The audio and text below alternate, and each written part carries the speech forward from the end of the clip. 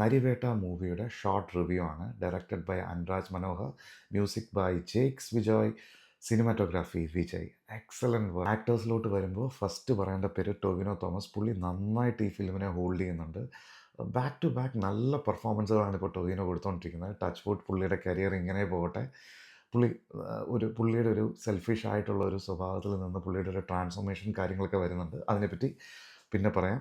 സുരാജേട്ടൻ, പുള്ളിക്കുള്ള role ഇതൊക്കെ പുള്ളിക്ക് ഈസിയാണ്. ഇതൊന്നും ഒരു ടഫ് സംഭവമേ അല്ല. വളരെ കൺവിൻസിങ് ആയിട്ട് രസമായിട്ട് ടൊവിനോയുടെ ഒരു ഏട്ടൻ്റെ സ്ഥാനത്തൊക്കെ നിൽക്കുന്ന പോലത്തെ ചില ഉപദേശങ്ങളും കാര്യമായിട്ട് പുള്ളി നന്നായിട്ട് ചെയ്തിട്ടുണ്ട്.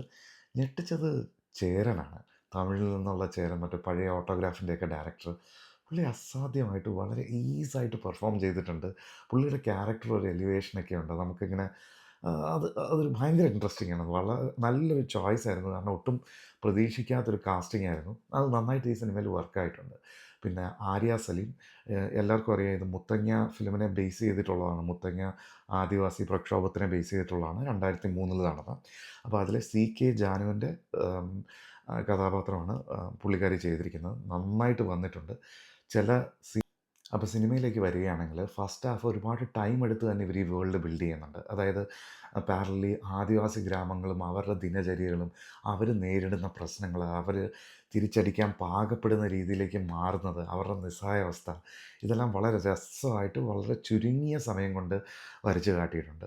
പാരലി ടൊവിനോയ്ക്ക് എന്താ പറയുക, സെൽഫിഷ് ആയിട്ടുള്ളൊരു സ്വഭാവം, പിന്നെ അതിൽ നിന്നുള്ള പുള്ളിയുടെ മാറ്റങ്ങൾ, പുള്ളിയുടെ ഗതികേടുകൾ, പുള്ളിയുടെ ലവ് ഇൻട്രസ്റ്റ്, പിന്നെ പുള്ളിക്കൊരു ജോലി കിട്ടിയിട്ട് പുള്ളി എന്താ പറയുക ആംഡ് ഫോഴ്സ് അതിലേക്ക് പോകുന്നതും, പോലീസിൻ്റെ ആംഡ് ഫോഴ്സ് വിങ്ങിലേക്ക് പോകുന്നതും, അങ്ങനെയൊക്കെയുള്ള കാര്യങ്ങൾ, അതൊക്കെ ടൈം എടുത്ത് ബിൽഡ് ചെയ്ത് ഇവരെല്ലാവരും അവസാനം മുത്തങ്ങയിൽ വരികയും അവിടെ ആദിവാസികൾ ഈ റെസ്ട്രിക്റ്റഡ് ലാൻഡ് കയ്യേറിയത് കൊണ്ടുള്ള പ്രശ്നങ്ങൾ, അപ്പോൾ അങ്ങനെയൊക്കെ വന്നിട്ടുള്ള ഫസ്റ്റ് വേൾഡ് ബിൽഡിങ്ങും സെറ്റിങ്ങും എനിക്ക് ഭയങ്കരമായിട്ട് ഇഷ്ടപ്പെട്ടു. ആ ഫാക്ട്സ് എല്ലാം പറഞ്ഞതിന് ശേഷം ഇതൊരു ഫിക്ഷൻ മോഡ് പിടിക്കുന്നതും ഒരു ഹീറോ സെൻട്രിക് ആയിട്ട് ഈ കഥ നീങ്ങുന്നിടത്താണ് എനിക്ക് കല്ലുകടിയായിട്ട് ഫീൽ ചെയ്തത്.